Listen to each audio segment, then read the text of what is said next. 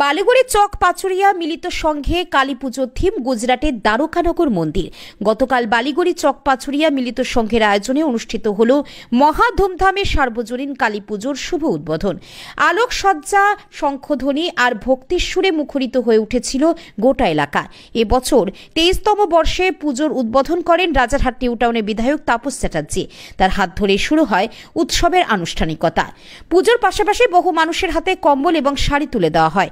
অনুষ্ঠানে বিশেষ অতিথি হিসাবে উপস্থিত ছিলেন ব্লক তৃণমূল কংগ্রেসের সভাপতি প্রবীর কর, সহ তৃণমূল কংগ্রেসের সভাপতি ডাম্পি মণ্ডল, মেয়র পরিষদ সদস্য আরাত্রিকা ভট্টাচার্য, যুব তৃণমূল কংগ্রেসের সভাপতি রবিউল মল্লিক, পঞ্চায়েতের সদস্য চামিলি মণ্ডল, ইব্রাহিম মোল্লা, আজিজুল মোল্লা প্রমুখ। পুজোর মূল উদ্যোক্তা জনপ্রিয় তৃণমূলের নেতা ও প্রাক্তন পঞ্চায়েতের সদস্য কমল মণ্ডল। এবছর পুজোর থিম গুজরাটের দ্বারকানগর মন্দির। রঙিন আলো, মনোমুগ্ধকর প্রতিমা আর সুরের মূর্ছনায় সাজানো এই পুজো শুধু ধর্মীয় আচার নয়, এ এক সামাজিক মিলনের মঞ্চ, যেখানে একসাথে মিলেছে ভক্তি, ভালোবাসা আর আনন্দের স্রোত। স্থানীয় মানুষের অকুণ্ঠ অংশগ্রহণে বালিগুড়ি চক পাচুরিয়া আজ সত্যিই হয়ে উঠেছে আলো আর ভক্তির কেন্দ্রবিন্দু। শুধু বস্ত্র তুলে দিলেন, তার সঙ্গে কম্বলও তুলে দিলেন।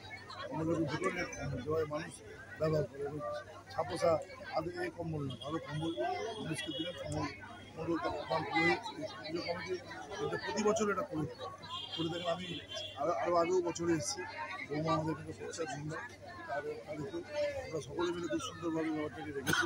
পুজো মানে একটা অন্য আমার সুন্দর মন্তব্য যে সামাজিক থাকে। আমাকে আমি অনুরোধ করবো, আমরা ছোটো বাচ্চাকে দিয়ে আমরা কাজ করছি। 14 মাস বয়সী বাচ্চারা জন্য একটা 9 কোটি টাকার ইনজেকশন লাগে, সব পুজো কমিটি অংশগ্রহণ করবে।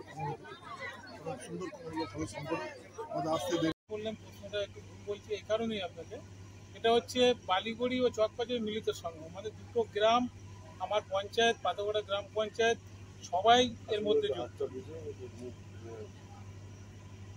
কি ভাবনা নিয়ে এত মানুষের হাতে আজকে বস্ত্র দিলেন?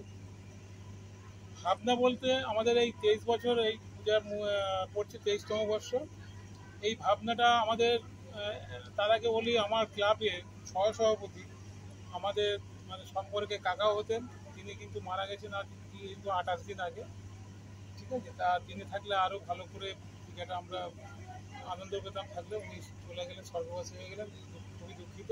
তার জন্য সকল নেতৃত্ব 1 মিনিট বা সকল আমার মা বোনেরা যারা বৈকাল 5টা থেকে মানে এত 11টা পর্যন্ত ওয়েট করছিলেন, তারা কিন্তু 1 মিনিট নীরবতা পালন করলেন। এটা আমার খুবই ভালো লাগলো। আর ওই আমার সুজয় মণ্ডল ক্লাবের সদস্য, উনি কিন্তু যাদের সর্ববসায় তারা আত্মার শান্তি কামনা করেন। এবারে থিম হচ্ছে গুজরাটের দ্বারকানগর, যেটা হচ্ছে আমাদের ভগবান শ্রীকৃষ্ণের এই শহরটা করেছেন। শহরের মাঝখানে একটা মন্দির করেছিল, যে মন্দিরের নাম দিয়েছিলেন দ্বারকানগর, একদম সমুদ্রের মধ্যে।